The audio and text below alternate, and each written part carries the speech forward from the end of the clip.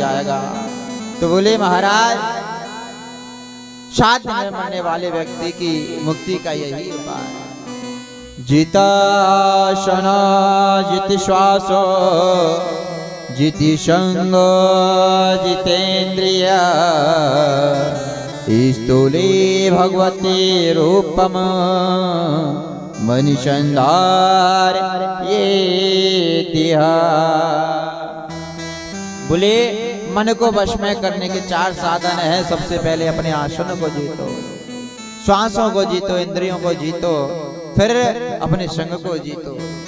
तो बोले 7 दिन में मरने वाले व्यक्ति को ये उपाय कर लेना चाहिए। जरा ध्यान दीजिए, मैं यहाँ बातें बंद कीजिए। बोले सुखदेव जी महाराज कहते हैं कि भागवत जी में एक प्रश्न आया है। भागवत जी में एक प्रश्न आया है।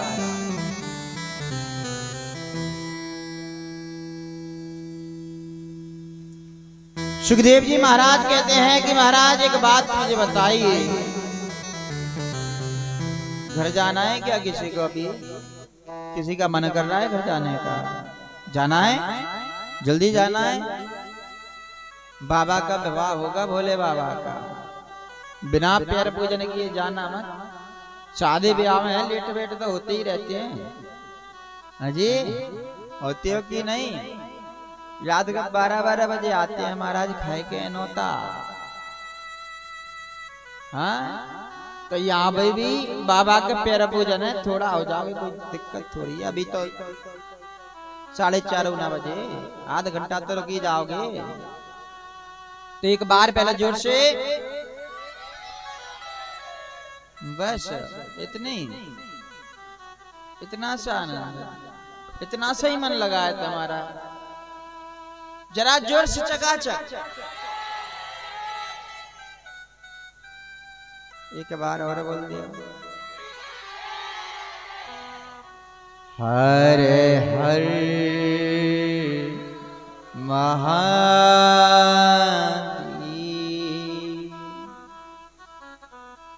एक प्रश्न आया है कथा में।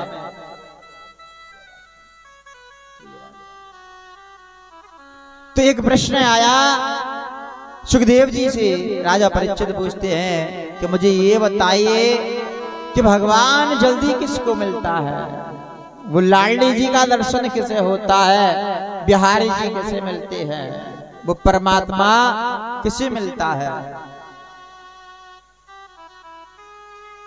वो भगवान किसे मिलता है? वो बिहारी जी का दर्शन किसे होता है? बड़ा सुंदर प्रश्न पूछा है कि भगवान किसे मिलता है? किसके घर वो गोविंद जाता है? किसके घर जाकर वो भोग लगाता है? ये बात बताइए।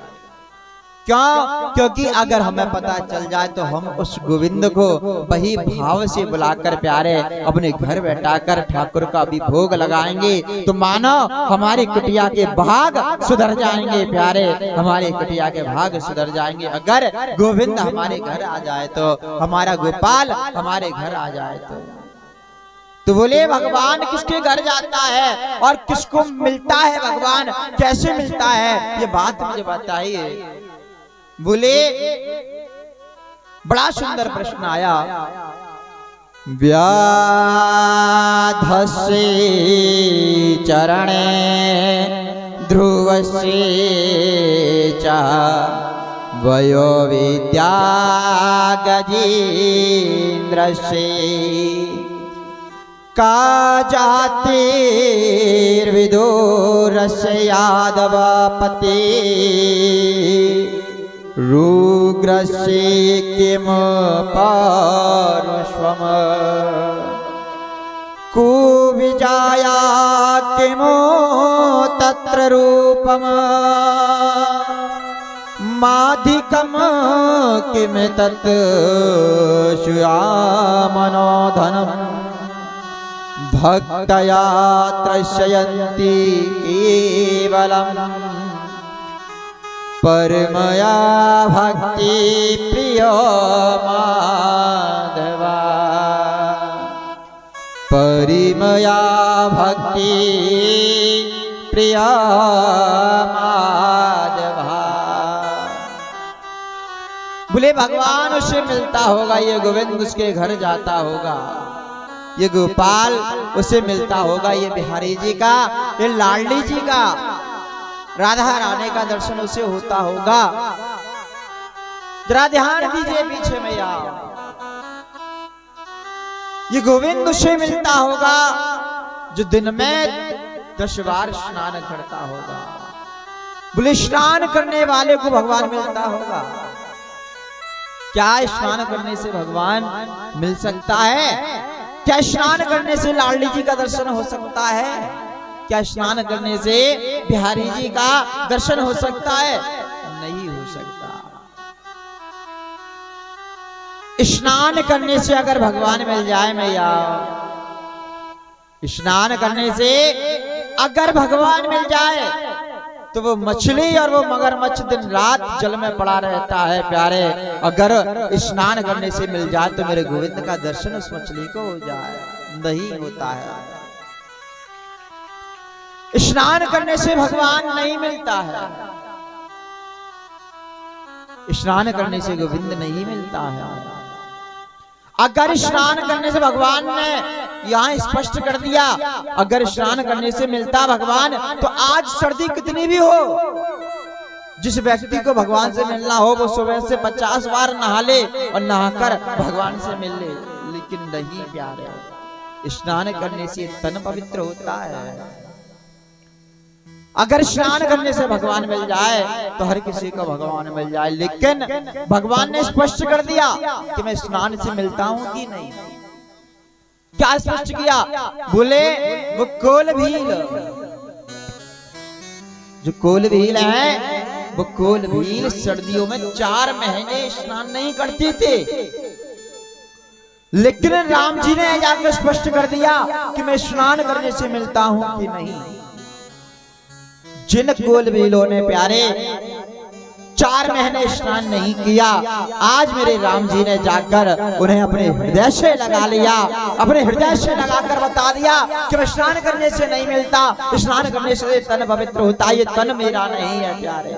भगवान कहता है ये तन मेरा नहीं है, स्नान करने से तन पवित्र होता है, लेकिन मैं स्नान करने से नहीं मिलता। तो बोले भगवान स्नान करने से नहीं मिलता तो कैसे मिलता है? बोले स्नान करने से भगवान नहीं मिलता तो भगवान क्या देखता है? स्नान करना भगवान नहीं देखता तो उम्र भगवान देखता होगा।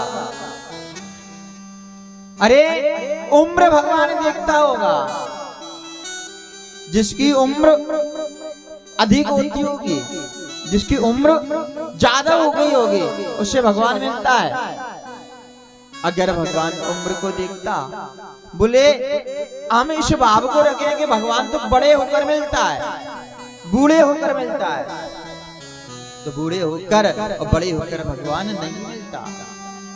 भगवान उम्र को देखता है या नहीं तो भगवान ने यहाँ भी स्पष्ट कर दिया, व्याधस्य चरणे ध्रुवस्य च वयो विद्या गजेन्द्रस्य।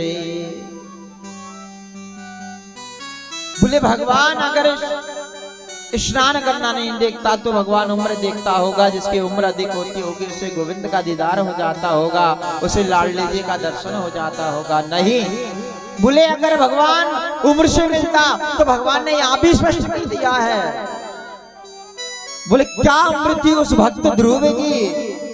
सिर्फ 5.5 वर्ष का वो बालक था, उस बालक को जाकर मेरे गोविंद मिल गए प्यारे, और उसे जाकर भगवान नारायण ने दर्शन दे दिया। तो भगवान ने यहाँ भी स्पष्ट कर दिया कि मैं जिसे मिलता हूँ उसकी उम्र नहीं देखता, मैं जिसे मिलता हूँ मैं ये भी नहीं देखता कि उसने स्नान किया है कि नहीं।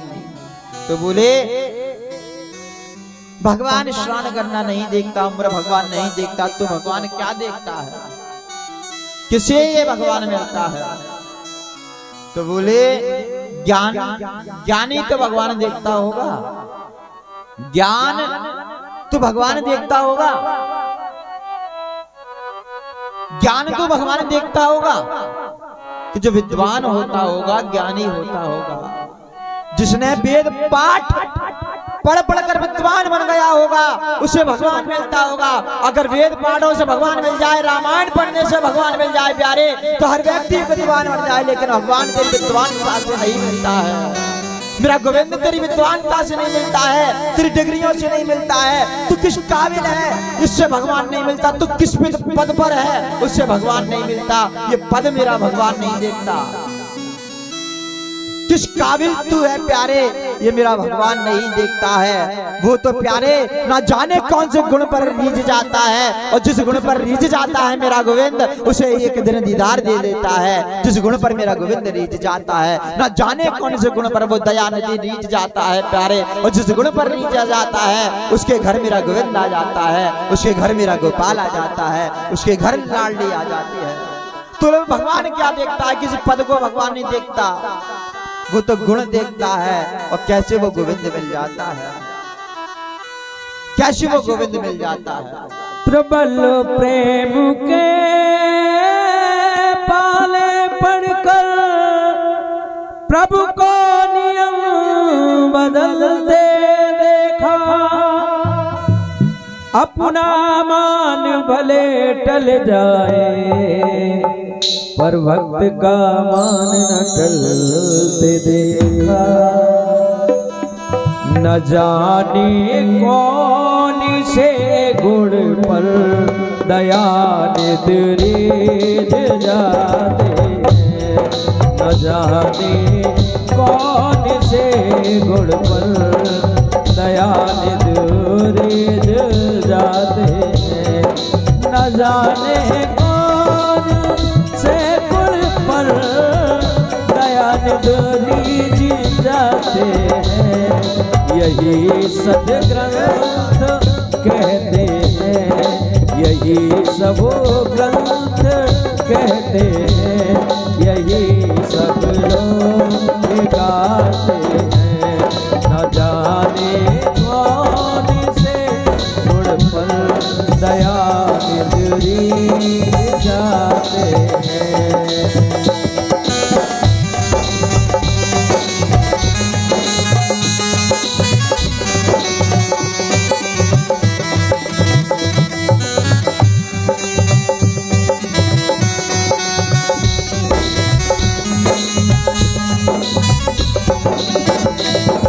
नहीं स्वीकार करते हैं निमंत्रण निपद्योधन का, नहीं स्वीकार करते हैं निमंत्रण निपद्योधन का, निमंत्रण निपद्योधन का। विदुर के घर पहुँच कर, विदुर के घर पहुँच करके भोग छिलकों का लगाते हैं। न जाने कौन से गुण पर दया निद्रे जाते हैं।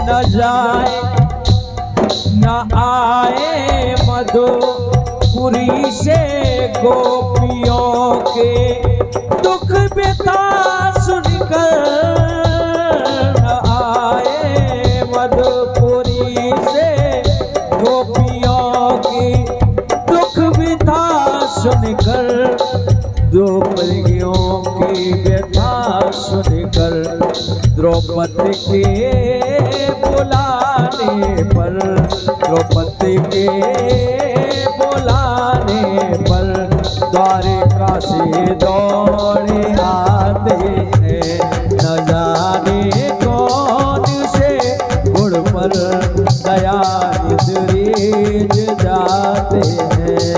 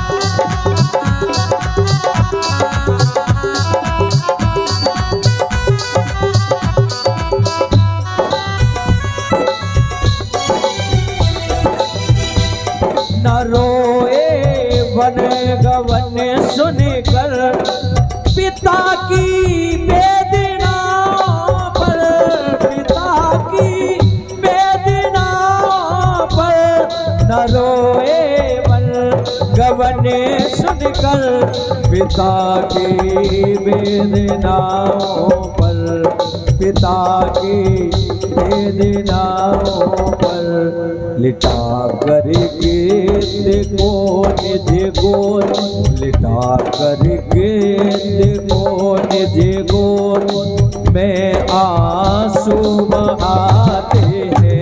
न जाने कौन से गुण पर दयानिधि रीझ जाते हैं। कठिनता से चरण धोकर मिले जो बिंदी हरि को है, कठिनता से चरण धोकर मिले जो बिंदे हरि को है। चरणों तक स्वयं जाकर, वो चरणों तक स्वयं जाकर वो के बट को लुटाते हैं। न जाने कौन से गुण पर दयानिधि रीझ जाते हैं। न जाने कौन से गुण पर दयानिधि रीझ जाते हैं। दयानिधि रीझ जाते हैं। दयानिधि रीझ जाते हैं। दया